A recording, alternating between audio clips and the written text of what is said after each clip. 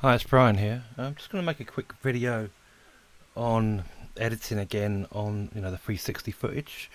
Just some quick tips. I'm on 16 by 9. You can see they've added loads more different views.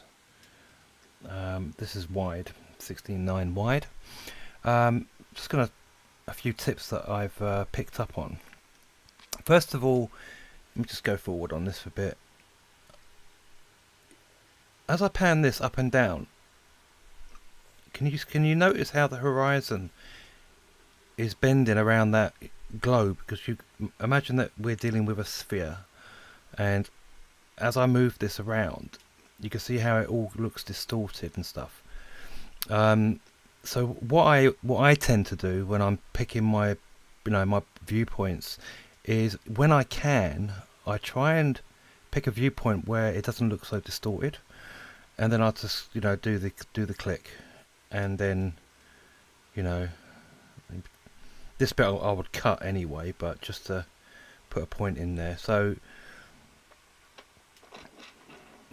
it doesn't look so distorted and stuff like that. So that's one thing I'm bearing in mind when I'm moving around my panning.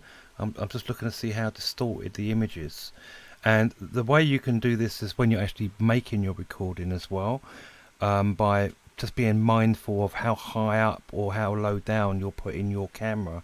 Because obviously if you want to try and get a straight on shot and it's too high, then you're going to be looking down like that and it could look distorted. So things like that you need to think about when you're recording. But out in the field you don't always get to remember all that, and I'm guilty of that. Okay, so now I'm just doing panning. Now if I was going to do like a time warp here, I will try and keep that camera footage as straight as possible, unless because this is just like a driving video. But as you can notice, I've gone down quite a way because that's going to be hyperlapsed, so that the footage gets smaller. And I tend to do that when I'm just doing footage that I know is going to be hyperlapsed. So like here, I will just click there and line it up with the road, because you see how big that gap is now. If I go from here, I'm not too worried about what the camera's doing, but I know that when it gets to that point, it's going to be where I want it. And therefore, because there's such a big gap there, it's going to be relatively slow in positioning, and that is going to be hyperlapsed. So obviously that's going to all be squashed down, and that pan will be a little bit quicker. But because of you see how big that gap is there, that will slow down the actual turn, because the gap's big. Now, if I want to make it a slow turn or a fast turn, it's all down to the distance between that point and wherever I'm putting the next point. And if you're going to be hyperlapsing and you want the turn, then obviously from that point to the turn, say I wanted to turn it here, back to looking at Jackie driving, then I would need a big gap, because if it's hyperlapsed, it's going to be quick. Everything's happening faster. So the bigger I can have this gap from this point, well, maybe I'll start the turn, which you can see is there, and then I want it to pan round to Jackie there, I'm going to need quite a big gap. So what I do is I go forward. I know she's going to turn right in a minute as well, so I need to do it before she turns. So I could just do it about there. Let me just have a quick look. She's not at the turn-in yet, so that would be a slow hyperlapse turn. So, and then I would try and stick to the 4-second rule, where I'd want to keep that there. Now maybe it might be good to take it out of hyperlapse at this point and give it a few seconds where the viewer can, and I'll do a slow pan as well, sort of get their bearings, so I can put a point in there. That's the end of that bit. And then maybe I want it to go back into hyperlapse, but I want it to turn. So I'm just going to keep a view down the road whilst I'm forwarding, because remember it's hyperlapsing, so it's all going to be happening quite quickly. I think that's quite a way down now, that's a bit too far. So I want it to turn, but I want it to be, it's all going to happen in hyperlapse speed. So about there, and I'm just guessing, so I'm going to put a point there. So at normal speed, they'll be looking at that, and then it go into hyperlapse here. But you see how slow that is? It's turning very slowly because of the distance.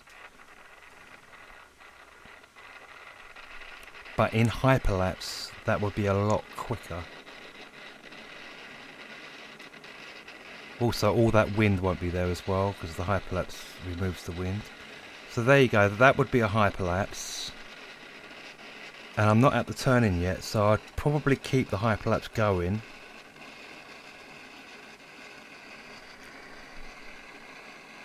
I'm sure she turned off soon. So I want it to be fairly lined up before she gets to the turn. So I'm going to put a point in there, and I'm getting to the end of the video, so I must have cut it before she turned. Okay, well that's not bad. So let's try and do that bit. That was the slow bit, wasn't it? There, let me just check. Okay, so that was the slow bit. So I need to hyperlapse up to that point. So I'm going to go back to the very beginning. There you go. Now I'm going to go in and start doing my hyperlapse edits. This is the way I tend to do it. Now, as you notice, when you're in hyperlapse, the camera's not flying around. So the only way you can do it is get it onto that point, so the point highlights, and scroll your screen round. So there it is there, I can see it there. So I know that I was still looking ahead. I get to that point there, I'm still looking ahead. And I get to that point, where am I looking now? Ah, this is where the camera spins round and looks. So I can enter that bit there. And you can start anywhere really, but I like to stick to my points. And then there, I'm going to start my hyperlapse again. And basically we went all the way to the end. Like so, and I'm just going to enter that. Okay, so there you go. It's going to be hyperlapse, hyperlapse, hyperlapse, blah blah blah. So let me process that into my album. Hopefully it won't take too long. I'll pause the video on the edit, so for you it'll be instant, and for me it will be a few minutes. So basically, just recapping, it's all down to the distance, especially if you're using hyperlapse. The shorter the distance, the faster you can turn it. If you're using hyperlapse, you've got to use quite big snippets, otherwise it just hyperlapse is too quick. And sometimes that effect's quite good if it spins around really fast. It can be a good effect, I think.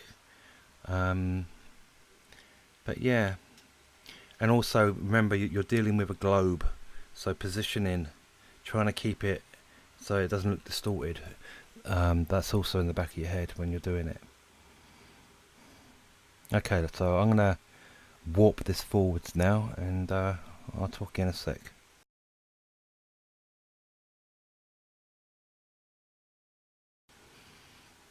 Okay, let me see if I can find that video now.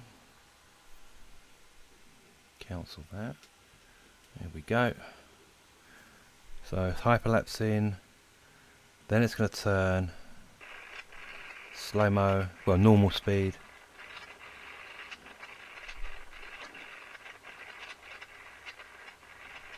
And then it turns. But you can see how we sort of slowed the turn down. But watch how it turns in. It's still pretty quick. See that? Boom. And you saw how big that clip was. So that's the sort of thing you got to think about when you're doing your, your edits. There you go, like that. It's all down. It's just down to leaving a big enough gap if you're going into hyperlapse. And if obviously it's normal speed, then it's easier to judge. You can just see it in real time.